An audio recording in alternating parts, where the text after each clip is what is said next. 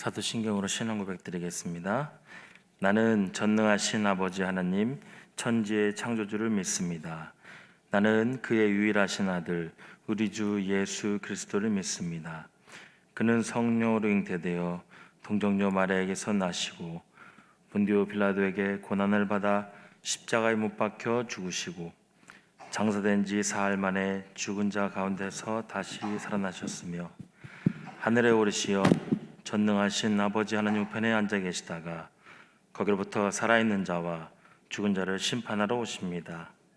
나는 성령을 믿으며 거룩한 공교회와 성도의 교제와 죄를 용서받는 것과 몸의 부활과 영생을 믿습니다.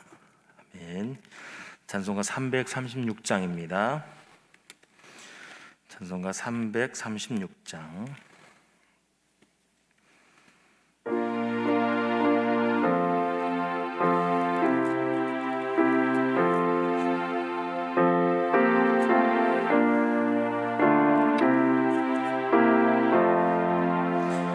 환난과 핍박 중에도 성도는 신앙 지켰네.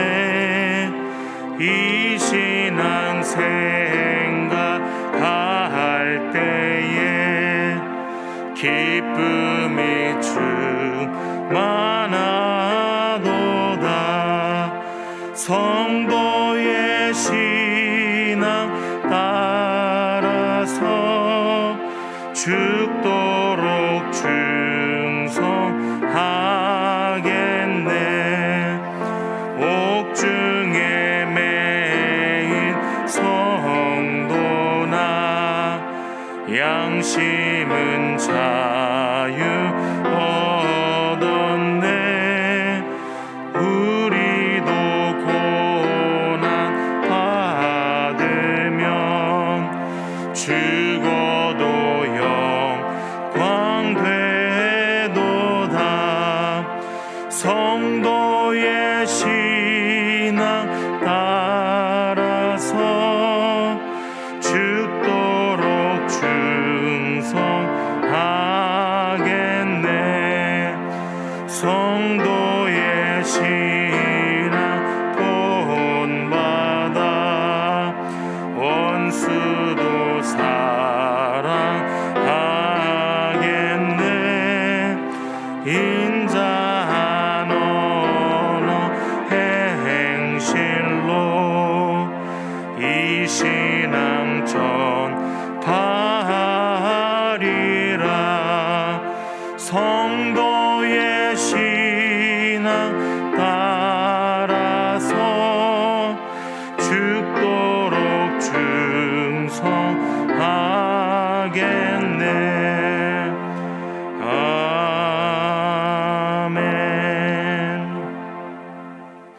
하나님의 말씀 빌립보서 1장 22절에서 30절까지 말씀입니다. 빌립보서 1장 22절에서 30절까지의 말씀 함께 교독을 보신 후에 마지막 절 합독을 함께 읽겠습니다.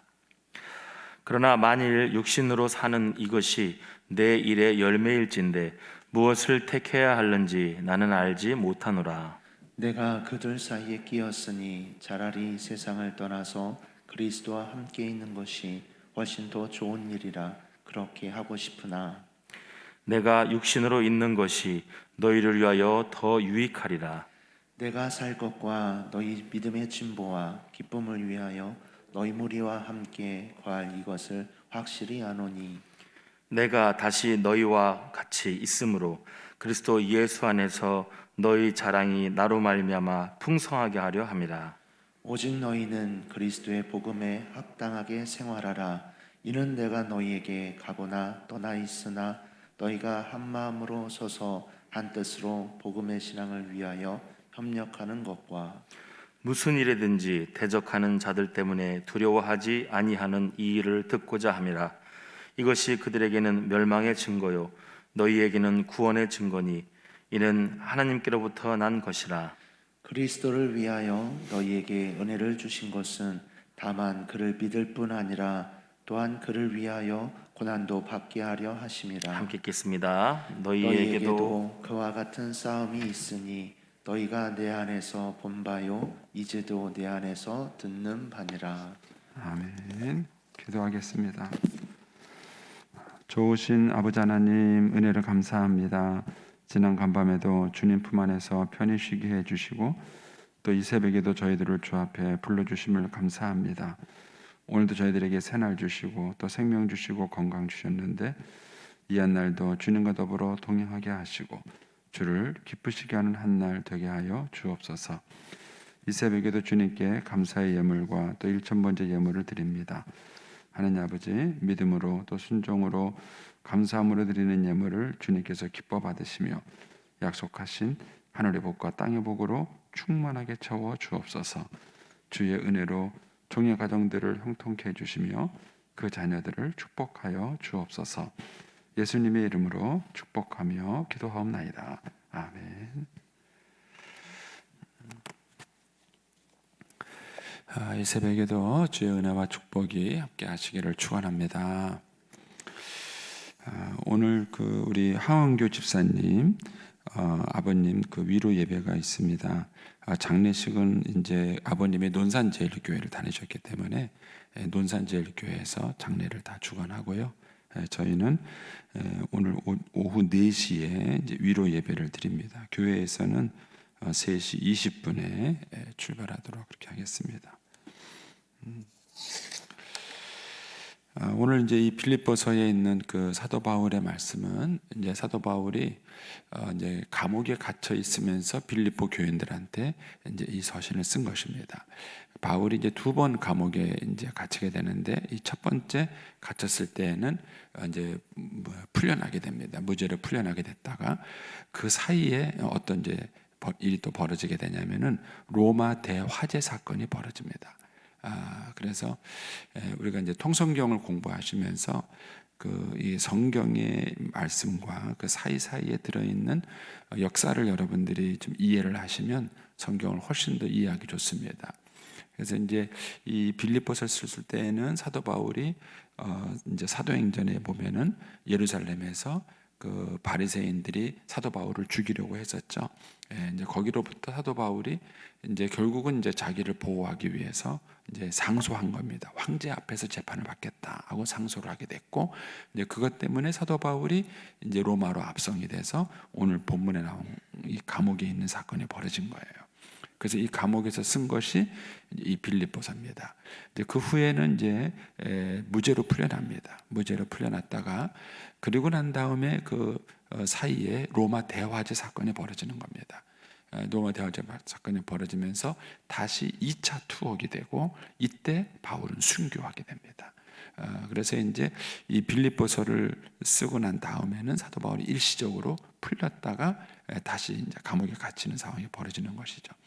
그리고 이제 이 빌립보서를 쓰는 동안에는 이제 사도 바울이 이제 갇혀는 있었지만은 약간 자유롭게 그 감옥이랄까요?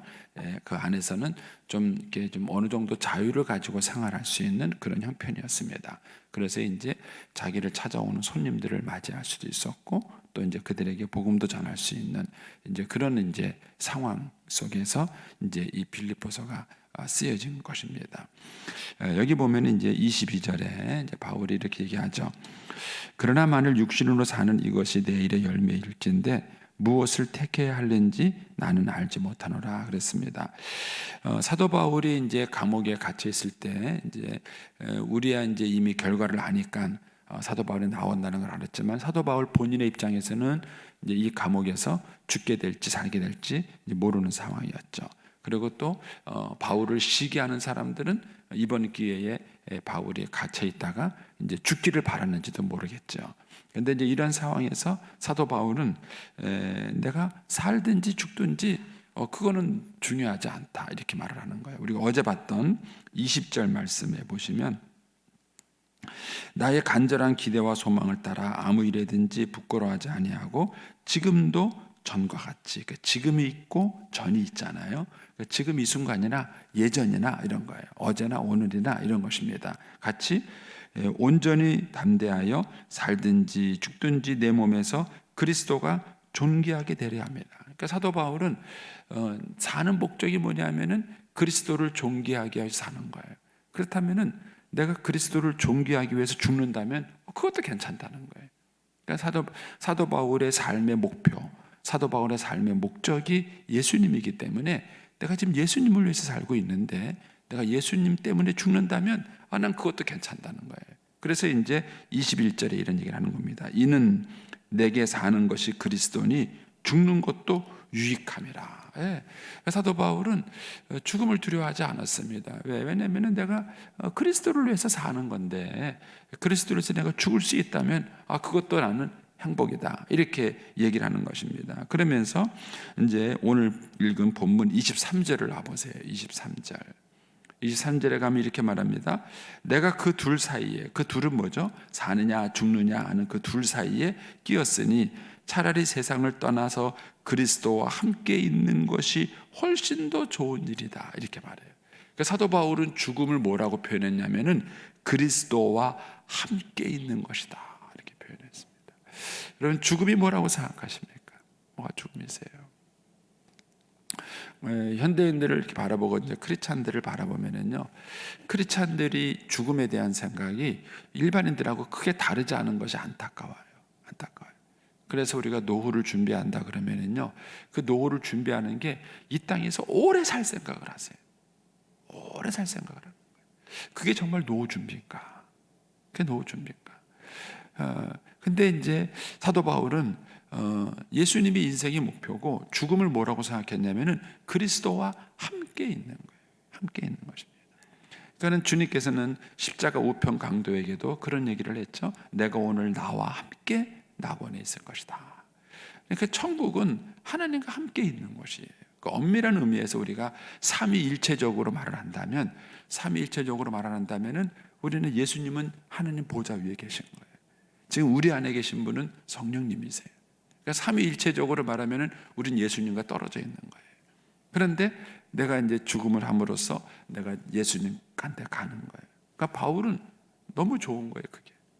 자기는 내가 이 땅을 떠나서 내가 지금 예수님께로 간다면 난 너무 좋다는 거예요. 우리 남자분들은 이제 비유적으로 말을 하면은 제대하는 날짜라고 생각하시면 되겠습니다. 제대하는 날이 슬프세요? 즐거우세요? 여자분들은 잘 모르시죠? 여자분들은 뭐라고 말해야 되나? 친정 가는 날이라고 말해야 되려나? 예. 그 남자들은요, 군대 생활하는 동안에 우리 이제 고참들 보면은 자기들 다 관물대가 있어요. 그 관물대에 뭐 별것도 아닌 걸 다 애지중지 아껴요. 애지중지 되게 아낍니다. 근데 제대할 때 되면요, 다 줍니다. 야, 이거 너가 자라, 이거 너가 자라 하고요, 다 줘요. 왜요? 군대 물품이 아무 소용이 없어요. 아무 소용 없습니다. 제대할 때 되면 다 집에 갈 건데 뭐. 그러니까 다 줘놓고요, 너무 좋습니다. 그래가지고 행복하게 제대합니다. 행복하게 제대합니다. 거기서 이제 사는 동안에는 자기 물건을 그렇게 아끼다가 그냥 행복하게 제대하는 거예요. 사도 바울은 이제 죽음을 뭐라고 생각했느냐면은 그리스도와 함께 있는 것이다. 이렇게 생각하는 거예요. 그러니까 자기는 뭐라 그러냐면은 23절에 보면 차라리 세상을 떠나서 그리스도와 함께 있는 것을 이렇게 바꿔보겠습니다. 차라리 세상을 떠나서 죽는 게 훨씬 더 좋은 일이다. 그렇게 생각하세요? 여러분, 죽는 게 더 좋다고 생각하세요? 더 나쁘다고 생각하세요?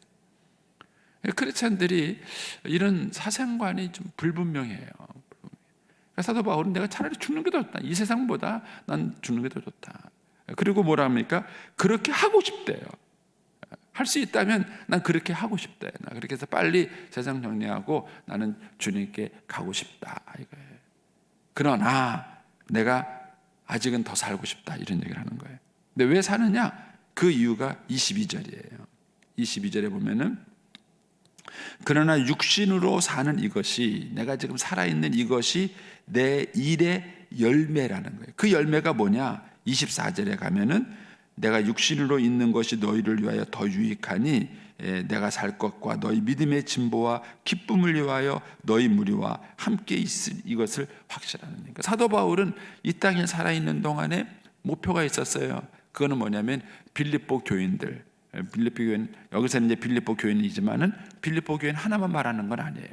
사도 바울이 다른 사람의 믿음의 진보를 위해서 또 그들이 기쁨으로 사는 삶을 위해서, 한마디로 말하면 복음을 전하고 양육하는 그 일을 위해서 사는 것이 사도 바울에게는 또 해야 될 중요한 일, 그것도 그리스도를 위해서 해야 되는 일이에요. 그러니까 이것도 중요하고, 사도 바울은 천국도 가고 싶고 빨리, 그다음에 지금 이제 이 성도들을 양육하고 돌보는 것도 자기에겐 중요한 거예요.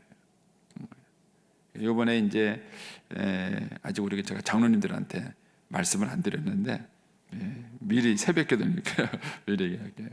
우리 이제 이강철 목사님이 이번에 이제 아프시고 난 다음에 살아나셨잖아요. 살아난 다음에 그분은 그렇게 생각하시는 거예요. 사실은 이제 죽을 준비를 한 거예요. 본인은 암 수술하면서 다 천국 갈 준비를 다 하셨는데, 이제 막판에 이제 하나님이 다시 건강을 주고 살려주셨어요. 그때 이제 하시는 말씀이 뭐냐면은, 내가 아직 해야 될 일이 있는가 보다 생각하시는 거예요. 내가 해야 될 일이 있는가 보다. 그래서 이제 본인이 설교도 안 하시기로 하셨고 사역도 안 하기로 하셨는데, 내가 책도 다 썼고 이제 내가 뭐 해야 될 일이 있는지 모르겠다, 나는 이제 천국 가는 것만 남았다, 이렇게 생각하셨는데 이제 암수술에 살아나신 거예요. 그러면서 하나님이 마지막 주신 사명을 이제 정리하기로 하신 거예요.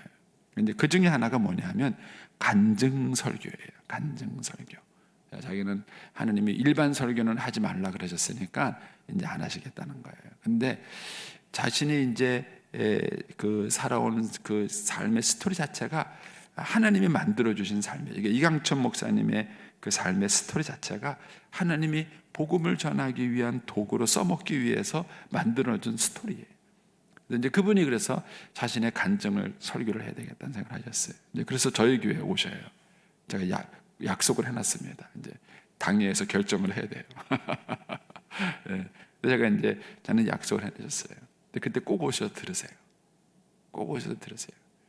그러니까 이제 이한천 목사님이 이 사생관이 분명한 거예요. 내가 왜 사느냐? 하나님이 나에게 할 일이 있기 때문에 사셨다는 거예요. 그러면 사명으로 사셔야 돼요. 그냥 생명 질질질 끌어부는 무슨 소용이 있으십니까? 그러니까 하나님이 내가 목숨을 주셨다면, 나를 살게 하셨다면 내게 뭔가 아직 또 사명을 맡기는 거예요. 그러면 하나님이 나에게 맡기신 그 사명이 뭔가를 물어보셔야 돼요. 그리고 그 사명을 위해 살아야 돼요. 사도 바울에게 있어서의 그 사명은 뭐냐 하면은 바로 빌립보 성도들을 세우는 거예요. 구체적으로 어떻게 세우는 거냐면은 27절에 가면은 오직 너희는 그리스도의 복음에 합당하게 생활하라, 이렇게 말하는 거예요. 먼저는 복음으로 구원받는 거고, 두 번째는 복음에 합당한 삶을 살게 하는 거예요. 그러니까 사도 바울은 내가 살아있다면, 하나님이 나를 데려가지 않고 아직도 살아있다면 그 사는 이유가 뭔가, 복음도 전하고 너희들을 복음에 합당하게 살아가도록 너희들을 돌보고 세우는 거예요. 세우는 거예요. 저는 이제 저에게 어르신들이 다 이런 일에 뛰어들었으면 좋겠어요. 사는 동안 뭐 하실 거예요? 인생의 그 경륜을 가지고 뭐 하실 거예요? 그때 말씀드리잖아요. 후배를 키우시는 거예요. 후배를 키우시는 거예요. 아무것도 할 일 없으면 그런 일도 있어요. 예를 들어서 교회 학교에 선생님들이 뭐 바쁘다는 핑계로 돌보지 못하는 아이들이 있어요. 그러면 나한테 한 명만 맡겨라 그러세요. 한 명만. 얼마나 좋으세요? 나이도 있고 시간도 많고 한 명만 맡겨달라. 그래서 이제 그 한 명을 사귀세요. 뭐 떡볶이도 사주고 튀김 그 뭡니까 이거 통닭도 사주고 하면은요, 금방 애들은 금방 친해져요. 그 아이랑 사귀어 보세요. 한 명하고. 그리고 난 다음에 일주일에 한 두세 번씩 만나고, 그리고 주일마다 그 아이를 데리러 가세요. 주일마다 그 아이를 데리러 가세요. 그리고 그 아이를 위해서 기도해 주세요. 그리고 난 다음에 그 아이가 신앙생활을 잘 할 수 있도록 여러분이 이끌어 주십시오. 만약에 여러분은 한 아이한테 그 정도 관심을 가지면은요, 절대로 그 아이는 주일학교 빠지지 않습니다. 안 빠집니다. 근데 그렇게 해가지고 그 아이가 교회 다닐도록 했는데, 만일 그 아이가 위대한 목사가 된다면, 위대한 대통령이 된다면, 그것보다 더 좋은 노후가 어디 있겠어요? 저는 은퇴한 다음에 하나님이 저를 어떻게 하실지 모르겠지만, 맨 마지막에 저는 할 일 없으면 그거 하려고 그래요. 맨 마지막에 할 일 없으면은 뭐해요? 앉아서 남아도는 게 시간 아닙니까? 이제 뭐 공직에 있을 때는 바쁘지만은 공직도 나고 나면은 뭐 불러줄 사람도 없고 오랄 사람도 없고 뭐 얼마나 좋아요. 예. 근데 만약에 제가 정 할 일이 없으면은 저는 그거 하려고 그래요. 그래서 이제 한 명 그 아이로 해서 말할 때마다 내가 너를 위해서 기도할게. 내가 너를 위해서 기도. 싫어하는 사람 아무도 없어요. 그 부모한테도 얘기하세요. 내가 이 아이로 해서 기도하겠다. 대보가 돼주겠다. 예. 그렇게 한 아이한테 정성을 쏟아서 그 아이가 믿음으로 세워진다면은 얼마나 좋겠습니까? 그 아이를 더 나가서 말씀으로 가르칠 수 있다면은 훨씬 더 좋은 거예요. 그래서 제가 1대1을 배우시라는 거예요. 예. 남을 위해서 배우라는 거예요. 몰라서 배우는 게 아니라 가르치는 방법은 배우지 않으면 가르칠 수 없어요. 안다고 가르치는 게 아니에요. 그러니까는 가르치는 방법을 배우셔야 돼요.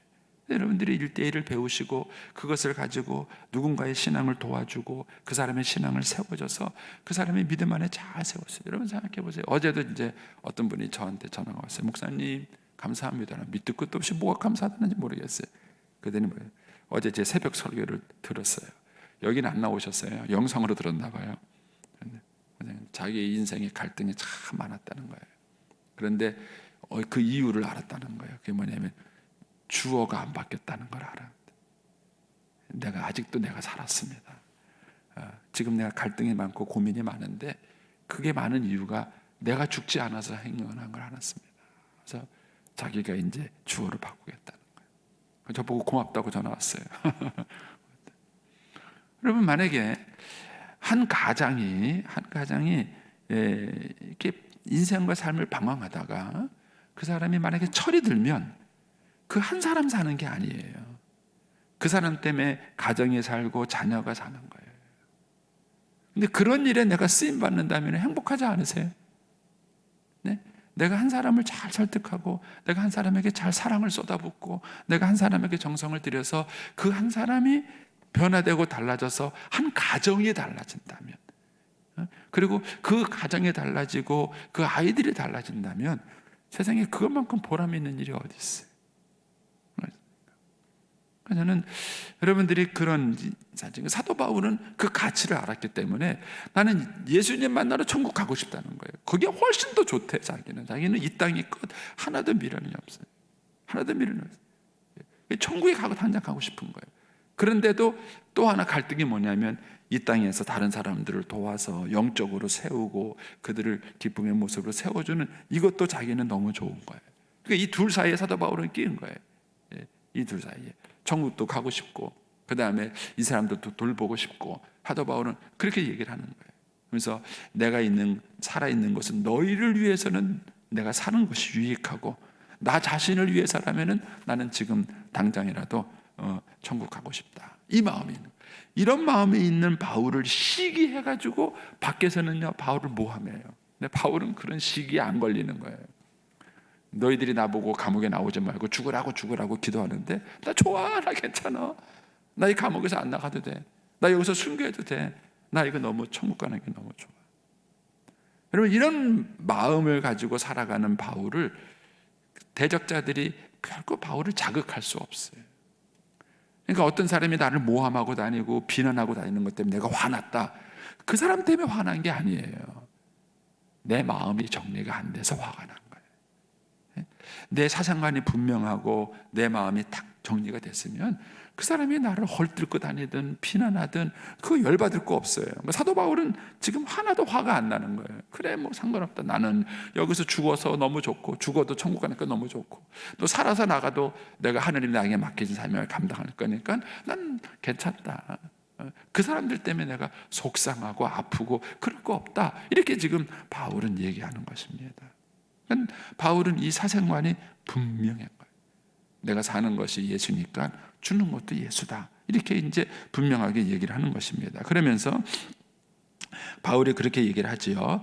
25절을 보세요. 25절을 보시면 내가 살 것과, 이게 다른 말로 내가 풀려날 것과 이런 거예요. 내가 여기서 순교하지 않고 내가 살 것과 너희 믿음의 진보와 기쁨을 위하여 너희 무리와 함께 거할 이것, 감옥에서 풀릴 것을 말하는 거예요. 이것을 내가 확실히 아노니 그랬습니다. 그러니까 사도 바울이 이 편지를 쓸 때는 자기가 순교하지 않을 것을 알았던 거예요. 아직은 내가 죽을 때가 안 됐구나. 하나님이 나에게 사명을 맡겨주셨기 때문에 이 사명을 감당할 동안에는 내가 살아있겠구나, 이거를 바울은 확신했던 거예요. 그래서 이제 이 내용을 쓰면서 이렇게 말합니다. 26절에 내가 다시 너희와 같이 있으므로, 그러니까 지금은 같이 안 있는 거죠. 이제 풀려나면 다시 같이 있는 거예요. 내가 다시 너희와 같이 있으므로 그리스도 예수 안에서 너희의 자랑이 나로 말미암아 풍성하게 하려 하심이라. 얼마나 멋져요. 사도 바울이 감옥에 있다가 풀려나니까 빌립보 교인들한테는 그게 또 간증거리가 되는 거예요. 하나님께서 이렇게. 그럼 우리들의 삶이 그러면 참 좋겠어요. 우리들의 삶 때문에 자녀들이 간증할 수 있으면 얼마나 좋아요. 우리 엄마 얘기하면서, 우리 아버지 얘기하면서 이렇게 믿음으로 살았던 분이고 이런 분이고, 그래서 그 아버지 얘기 자체가 간증거리가 되고 엄마 얘기 자체가 간증거리가 되는 그러한 삶을 살면 얼마나 좋겠는가. 그러니까 바울은 지금 그런 얘기를 하는 거예요. 너희의 자랑이 나로 말미암아, 나 때문에 더 풍성하게 될 것이다. 이 자랑이라는 얘기는 간증이에요. 너희의 간증이 나로 말미암아 더 풍성하게 될 것이다. 이것이 이제 감옥에 있는 바울의 마음이에요. 그러니까 바울은 감옥에 있으면서도 조금도 슬프거나 비관스럽지 않은 것입니다. 왜냐하면 그 사상관이 분명해서 그런 거예요. 그러면서 이제 27절에 이렇게 말합니다. 오직 너희는 그리스도의 복음에 합당하게 생활하라. 여러분, 복음을 믿는 것과 복음에 합당하게 사는 것은 별개의 문제예요. 예수 믿는다고 저절로 복음에 합당하게 사는 게 아니에요. 자, 이걸 이렇게 이해하면 쉬우세요. 제가 이제 우리 아들이 이제 결혼을 해요. 아직 결혼 안 했습니다. 근데 우리 아들 결혼하면은 제가 이제 이렇게 얘기할 거예요. 아들아, 너는 이제 한 여자의 남편이다. 남편답게 살아라. 결혼을 했으니까 남편답게 살아라. 애를 낳으면 이렇게 말할 거예요. 너가 이제 애를 낳았으니까 네가 아버지가 됐다. 그러니까 아버지답게 살아라. 이렇게 얘기할 거예요. 여러분, 아버지가 되는 것과 아버지답게 사는 것은 별개의 문제예요. 결혼을 하는 것과 결혼한 사람답게 사는 것은 별개의 문제예요. 근데 오늘날 한국교회 신자들의 착각은 뭐냐면 예수 믿는 것과 예수 믿는 사람답게 사는 것을 같은 줄 알아요. 절대 그렇지 않아요. 근데 한국교회 신자는 예수는 믿는데 예수 믿는 사람답게는 못 살아요. 저는 이제 어제도 보고받았어요. 오늘 이제 10시에 직원 세미나 있어요. 그래서 12명 간대요. 우리 교회 권사님들이 몇 명인지 아세요? 안수 집사가 몇 명인지 아세요? 근데 겨우 12명 가서 훈련을 받겠다는 거예요. 물론 다 사정이 있는 걸 알아요. 직장이 있고 뭐가 있는 건 다 알아요. 근데 적어도 저는 우리 교회 직분자들에게 그런 마음이 있는가 하는 갈등이 드는 거예요. 이분들이 내가 권사답게 살아야 되겠다. 안수 집사답게 살아야 되겠다. 이 마음이 있는지 모르겠어요. 그런 마음도 없이 왜 직분을 왜 받았어요? 그런 마음도 없이. 이렇게 세게 나가면 이제 여러분 부담스럽죠? 그래서 제가 안 세게 나가려고 그래요. 신앙생활을 좀 기쁨으로 하게 해주고 싶은데, 그러나 제 마음속에 목사로서는 안타까운 마음이 있는 거예요. 여러분, 예수 믿는 것과 예수 믿는 사람답게 사는 것은 별개의 문제예요. 근데 한국교회 신자가 이걸 착각하고 있는 거예요. 저절로 되는 게 아니에요. 예수 믿는 사람답게 살라 그러면 끊임없는 이런 목사답게 사는 건 쉬운지 아세요? 어제 홍주 목사님, 내가 이거 허락도 안 받고 얘기도 해야 되나 모르겠는데 저한테 그래요. 목사님, 1년 성경 통독을 5번으로 줄여주면 안 되겠습니까? 쉬운 게 아니에요. 여러분, 목사도 1년 성경 10번 읽는 거 그거 쉬운 게 아니에요. 그러니까 이제 해보니까 벌써 오늘 며칠이죠? 오늘 12일이잖아요. 이제 12일 지났어요. 이제 1년 365일 중에서 겨우 12일 지났는데 이게 쉬운 게 아닌 거예요. 이게 쉬운 게 아닌 거예요. 저도 그 마음 충분히 이해합니다. 저도 어렵거든요. 그 마음 충분히 이해합니다. 그만큼 답게 산다는 게 쉬운 게 아니에요. 답게 산다는 게 끊임없는 자기와의 싸움, 끊임없는 어떤 환경과의 싸움, 끊임없는 이 주변과의 싸움이 일어나지 않고는 결코 그렇게 살아갈 수 없는 거예요. 사도 바울이 이렇게 얘기하는 거예요. 너희가 그리스도의 복음에 합당하게 생활하라. 그러니까 복음을 믿는 것과 복음에 합당하게 사는 것은 별개의 문제. 바울이 얘기를 하는 거예요. 복음에 합당하게 살아라. 그러면서 이렇게 말하죠. 이는 내가 너희가 가보나 떠나 있으나, 즉 내가 너희와 함께 있으나, 내가 천국에 가 있으나, 이런 뜻이에요. 내가 사나 죽으나 이런 겁니다. 가보나 떠나 있으나 너희가 한 마음과 한 뜻으로 복음의 신앙을 위하여 협력하는 거. 예. 이런 복음에 합당하게 사는 것은요, 하나 되는 것입니다. 싸우는 것은 복음을 부정하는 거예요. 왜 그렇죠? 복음은요, 죄인된 인간과 의로운 빛 대신 하나님을 하나로 만든 사건이에요. 예수님의 그 십자가 보혈로 우리를 죄사함 받아서 하나 되게 만든. 복음은 뭐냐? 유대인과 이방인을 하나가 만든 거예요. 남자와 여자를 하나로 만든 거예요. 지식인과 무식한 사람을 하나로 만든 거예요. 그래서 복음 안에는 차별이 없어요. 기회가 되면 다시 한번 또 이 부분은 또 설명하겠습니다. 여러분, 그래서 복음에 합당한 생활은 뭐냐? 좀 간단하게 하면 부부는 행복하게 사는 거예요. 남편과 연합하시고 아내와 연합하세요. 그게 복음에 합당하는 삶을 사는 거예요. 예수 믿는다 그러면서 부부가 갈라지면은요, 예수 믿는 그런 복음에 합당한 모습은 아니에요. 물론 이제 제가 뭐 거두절미하고 탁 잘라서 말을 했기 때문에 어떤 분한테는 이 말이 굉장히 부담스러운 분도 있어요. 제가 한 번에 하라는 게 아니에요. 1년 만에 끝내라는 게 아니에요. 그게 우리의 목표예요. 그게 우리의 목표라는 거예요. 그래서 복음에 합당한 삶을 살아간다 하는 것은요, 부부가 하나 되는 거고 부모 자식이 하나 되는 거예요. 가정이 하나가 되고 교회가 하나 되는 거예요. 나라가 하나가 되는 거예요. 그게 복음에 합당한 삶이에요. 그래서 이 부분도 한번 깊이 묵상을 한번 해보시고, 여러분 오늘 한 날을 살아갈 때에도 정말 예수 믿는 것이 행복할 수 있게 되기를 축복합니다. 제 많은 이 세상은 내 집안이요, 내 모든 보화는 저 하늘에 있네. 우리 옛날에 이 찬양 우리 어른들이 많이 불렀잖아요. 저와 여러분이 정말 천국 소망 가지고 이 땅에서 담대하게 살아갈 수 있게 되기를 축복합니다. 기도하겠습니다. 오늘은 12일자